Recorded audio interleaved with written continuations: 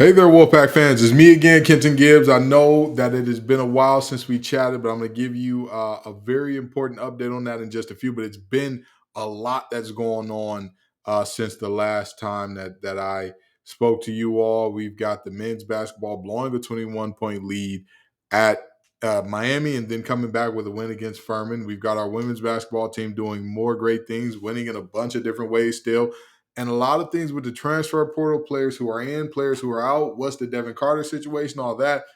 We're going to get into all that and more on today's episode of Locked On Wolfpack. But before we do, we've got a few things we need to talk about in terms of LinkedIn jobs. Today's episode is brought to you by LinkedIn Jobs. LinkedIn Jobs is the place that you can find qualified candidates you want to talk to faster. Post your job for free at linkedin.com/lockedoncollege. That's linkedin.com/lockedoncollege to post your job for free. Terms and conditions do apply. So stick around while we go through all that and more on today's episode of Locked On Wolfpack.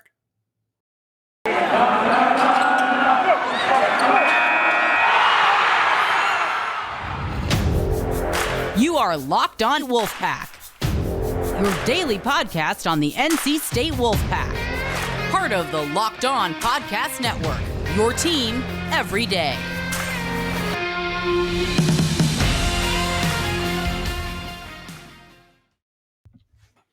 So, folks, let me start off by saying this. This is going to be my last month doing Locked On Wolfpack, not because I stopped loving Wolfpack Nation and not because I gave up, the mic forever. If you haven't been watching Locked On ACC, you wouldn't know this, and if you have, then you probably already know. I've been asked to take a more active role on Locked On ACC, and it's because of you all. It's because of you. That's the reality, right? This show, the way that it's grown, the love and the passion that you all have, it's the only reason that kept me going for as long as I have doing this. And I can say with no uncertainty whatsoever, I'm looking for the next one up in this role. And the first thing that I always lead with is is this person passionate about the Wolfpack? More so than do they have media training, more so than do they have inside sources, connections, all that. That's not we can get to that. I don't care if this is just a fan who's passionate about this thing, who comes on here and spits it honest and spits it fair every time. That's just somebody who loves Wolfpack Nation. That's the first requirement out the gate. So I don't want to make this show about me because it's not about me. I'm done. My days playing in the red and white are done. I'll tell you what, all the time I spent on the training table, you wouldn't even notice if I was going most of the time. So let's talk about the players that are still playing. But I just wanted to let that be known. I didn't want y'all to hear that from anybody else. But with that being said, again, it's been a great ride on this show, and we're gonna keep riding out to the end of this month. So now, y'all know me, and y'all know I don't like to call for coaches' heads often. I don't like to do that. I don't like to give up on coaches per se. However, blowing a 21-point lead. I'm not one of those people that's going to bring up last year's ACC record or, say that we're 4-16 or 4 and something crazy in our last 20 some odd ACC games. That's not really, I'm not really, those are past teams that, honestly, and I said before, the team before was entirely too reliant on Manny Bates not getting hurt. But even if we move past that, even when we go past that and say, well, what was this team or what were they not? I look at this new team as a completely separate individual. I look at this team as completely separate from last year's team. But we still face the ills of last year. The problem with this team, the problem with Keatts, rather, not having, and it permeates to this team, not having a play drawn up, a play that they can run, that's their bread and butter, that when my guys are in a jam, we run this play and we're out of the jam. The problem with this team not having a play like that is when Jarkel Joyner and when Terquavian Smith start to kind of struggle a little bit. When their shot just isn't falling for whatever reason, when defenses are allowed to get a little more physical with them, and trust me, I'm not saying that the officiating was the reason, although I did hear some bad things about the officiating. I'm not saying that's the reason. When teams are allowed to do that, you need to be able to draw up a play that gets that guy either to the foul line or to an easy bucket. Because sometimes when you're going through a rough stretch and your stars are kind of stinking up a little bit, your stars are kind of having a rough go at it, all you need to do, all you need to do is let them see that ball go through the hoop. Doesn't matter how, just that they do. Doesn't matter how they see the ball get to the hoop. They just need to see the ball go through one or two times, and then all of a sudden they're back cooking. That's all it takes sometimes. So I'm not, again, there is, and I know there's the whole, well, Meritage got hurt, and he was the good big, and he was the rim protector, and DJ Burns ain't that, and it's Manny Bates all over again. You can't have that every single year. You can't. For as much grief as people have given this football team this year, 4 different quarterbacks, 4, and they found a way to win games with the most important position in football consistently hurt or underperforming or something along those lines. They found a way.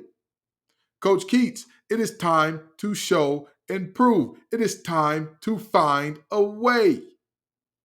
Point blank, period. You cannot start beating Furman by however many doesn't impress me. It doesn't. It doesn't win me back to your side. And I'll tell you this. Fans being apathetic is one thing. Even I got a little apathetic about NC State basketball. Fans being angry and wanting you gone is an entire another. That's an entire another. I have not seen a situation where I look up and I'm saying to myself, I am this disappointed in the head coach, and I am feeling this bad about their ability to put a winning formula on the floor as I have with Coach Keatts. I'm sorry. Again, I can't keep, you can't keep saying it's injuries, it's injuries, it's injuries. Okay, injuries are part of the game. If it's injuries every year, then you need to plan for depth. You need to have enough good qualified players that are going to do the things that you need them to do. You need to have it. But we don't. That's the reality. That is what we're looking at. So at the end of the day, whatever people feel about Coach Keatts, however much folks like him or don't like him, again, I was on the side of, hey, he's our coach, so we got to love on him. It's hard to get fans in the building. Everybody talks about, hey, the players deserve PNC to be back, and they do. They do. The players, yeah, they do. They show up, they compete, they battle, they do. We need a system. Defensively, we know what we want to do in terms of bringing press, bringing a lot of bodies, all that good stuff. It was a little bit of, our guards were having a hard time keeping guys in front of them late in that game, which is why Wong went off the way he did. But I'm more so upset about the offense. I'm more so disappointed about the fact that you have multiple guys that can just fill it up. And all of a sudden, we couldn't do anything. We couldn't do anything. You couldn't draw up a play for your guards to get an easy bucket. Well, maybe it's because you got all your plays called for bigs, and maybe you could get DJ Burns an easy bucket. Nope. Well, maybe it's because, guards and bigs, it's kind of tough. Some of them just need so much. Maybe it's because you got a wing. Nope. It is flatly a situation where I can't do it. I can't defend him. I can't say, hey, he needs to keep his job or he needs to stay. I can't do it. I'm the fans who said, hey, he needs to go. I'm right there with you. I'm sorry. I'm right there with you with all due respect. I'm never going to tell you a lie. I'm never going to tell you something I don't believe. And I don't believe that he can get us to a consistently winning program. I don't believe so. And I'll tell you this: I am perfectly okay with being wrong here. If that new signee that we got that's going to be eligible in December or January rather, if he comes in and all of a sudden he turns around NC State's fortune, he plays amazing interior defense that kind of covers over the fact that our guards at times turn into turnstiles. Hey, if he covers over the fact that we have a hard time keeping guards out of the lane on the dribble drive, and we find ways to generate offense or enough offense at least to win ball games consistently, I am not above admitting, hey, I was wrong. All he needed was a healthy big. I was wrong. I'm not above that. Never going to be above that. But again, they need to show that. They need to show that they can get the job done. And speaking of jobs, let's talk about LinkedIn jobs. Folks, LinkedIn, these days, every new potential hire can feel like a high stakes wager for your small business. You want to be 100% certain that you have access to the best qualified candidates available. And that's why you have to check out LinkedIn jobs. LinkedIn jobs helps you find the right people for your team faster and for free. So all you got to do is this easy to create a free job post. You just go to LinkedIn jobs, add your purple hiring frame to your LinkedIn profile, and then simple tools like screening questions make it easy to focus on candidates with just the right skills and experience so you can prioritize who you'd like to hire and quickly. It's why small businesses rate LinkedIn jobs number one in delivering quality hires versus competitors. LinkedIn jobs helps you find the qualified candidates you want to talk to faster. Post your job for free at linkedin.com/lockedoncollege. That's linkedin.com/lockedoncollege to post your job for free. Terms and conditions do apply. So, in terms of talking about the men's basketball team, again, there's been a lot of disappointment. There's been a lot of moments where you just kind of you sit there and you just shake your head because it's hard to deal with the amount of disappointment that we've seen out of this group recently. It's hard to deal with starting off conference play 0-2 and trying to say, well, at least we were close against the one really good team we did play in Kansas. But at some point in time, you have to move beyond the moral victories. You have to move beyond them. You just have to. So with that being said, this state team has Vanderbilt coming up. Who I'm going to say this: that is a very winnable game. That is a game that we need to go ahead and take care of business because while Vanderbilt beat the Pitt team that we lost to, they've also lost to Grambling. They've also had some really, really tough games out here. We need to be able to get a win there. And they've got a Louisville team coming up that I'm not sure if they have not gotten their first win on the season yet. They have not gotten their first win on the season yet. They probably might have it by then. I'm not sure. This Louisville team it's a tough go, but they should be able to get a win against Western Kentucky or FAMU. If not, but either way, we need to be able to get something done there. But all I know is if we walk out of those two games with losses, I don't know how you keep Keatts at that point. I don't know how. So we need to get that done. Those are two games that we should absolutely win running away. And now on to the actual winners, on to the basketball team that shows and proves every single time, every season. Doesn't matter what's going on. Whatever you think of Westmore and that team, they're going to show up and prove it to you every single time. The women's basketball team, they have been exactly what we thought they would be. And with that being said, I'm looking up and I'm saying to myself, this team, you have so many different pieces, so many different ways to win, right? You get a comeback win, you get a win against Iowa, where again, Sanaya Rivers made it really hard on Caitlin Clark. She made it really hard on her. And despite what the stat sheet might say, the fact of the matter is, when you suffocate the others and you beat up on Caitlin Clark, you'll beat that team. which we did handily. You get a road win against Georgia, a team that beat us last year and a team that turned out to be a tournament team. You get a win against the South Florida team that was also a tournament team, despite Diamond Johnson going down with an ankle injury. You've got some good things going on. You've got some really, really good things going on. And we've got Davidson coming up before we get into conference play.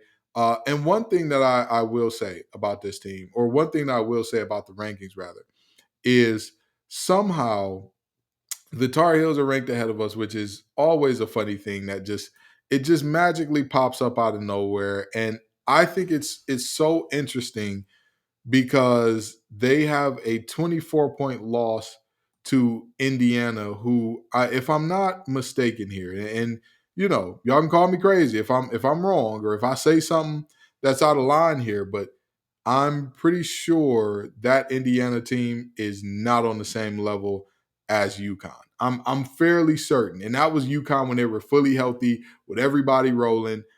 I don't really know how those two losses are like, oh yeah, those are basically the same loss.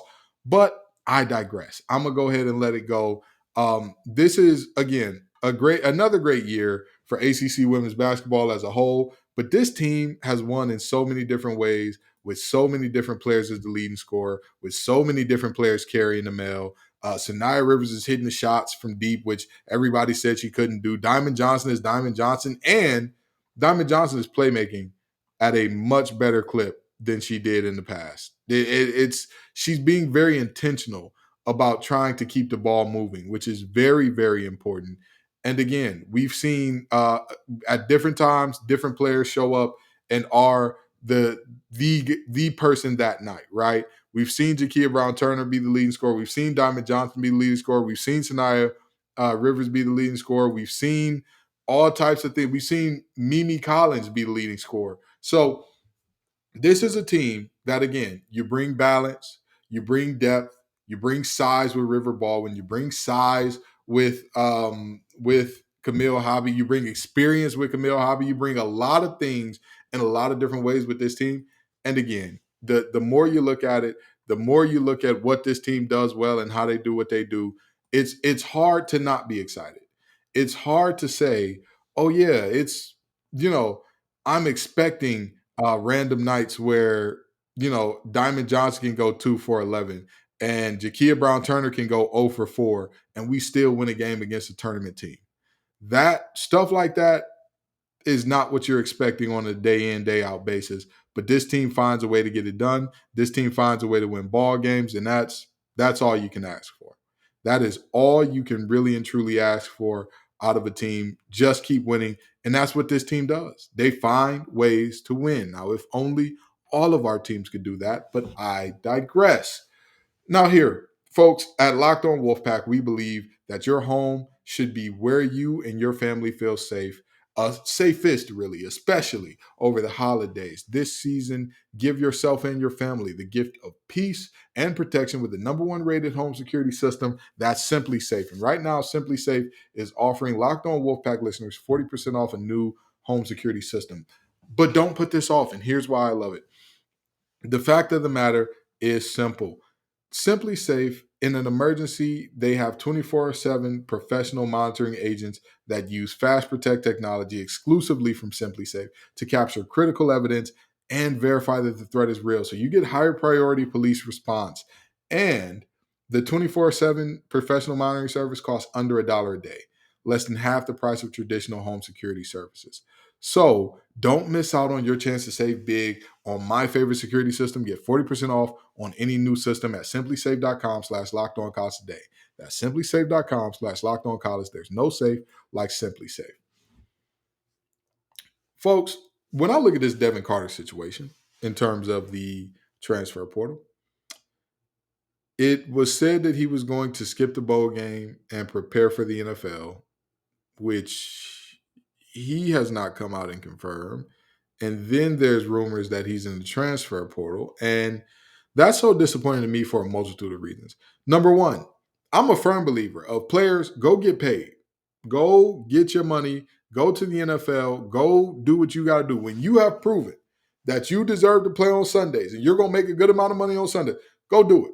When you've got nothing left to gain, go do it. For example, Chase Young's junior year, there were folks talking about, well, you know, he might come back and get his degree because he values education a lot. And I said, folks, let's do some basic math here, right? Chase Young is going to be the number 2 pick. I believe it was behind Joe Burrow. And I said, if he goes back to college, he's not going to be the number 1 pick next year because Trevor Lawrence is coming out. So he's still going to be number 2 at best, if everything goes perfectly.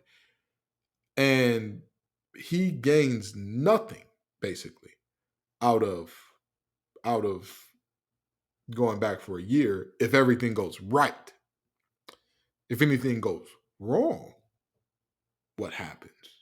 If anything goes wrong, he loses a lot of money. I'm a big believer in do what makes sense. Devin Carter is on the flip side of that coin. Devin Carter has the world to gain.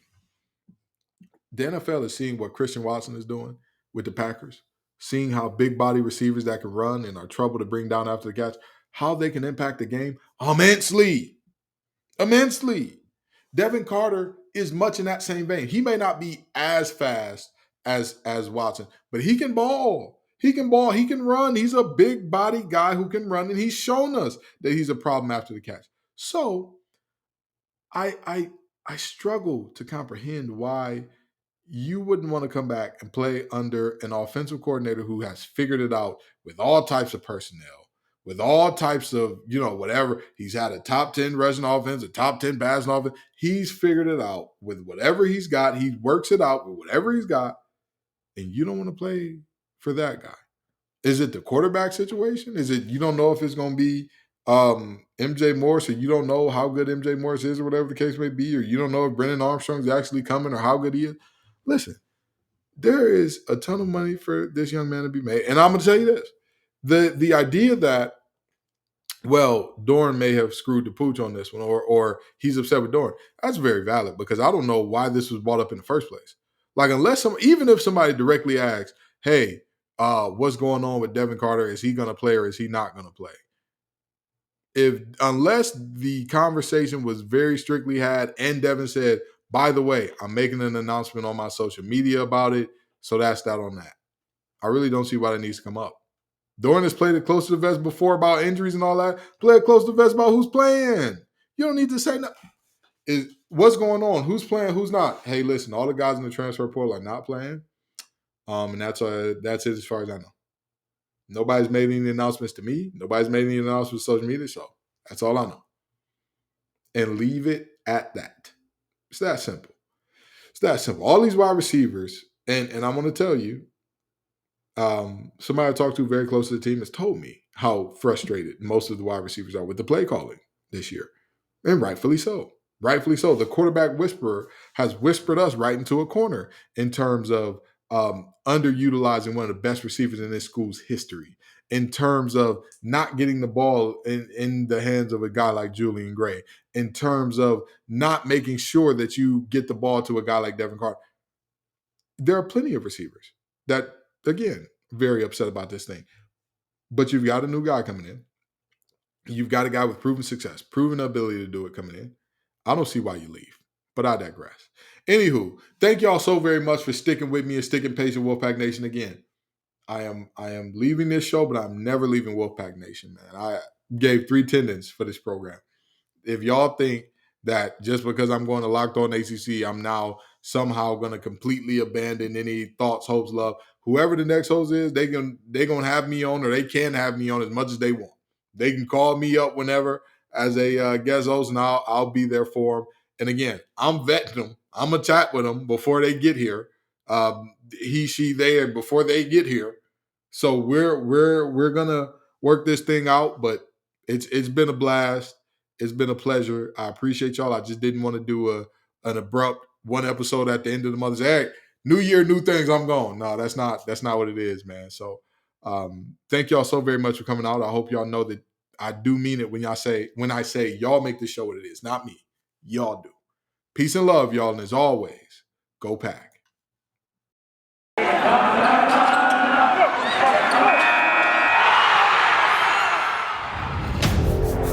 You are Locked On Wolfpack, your daily podcast on the NC State Wolfpack.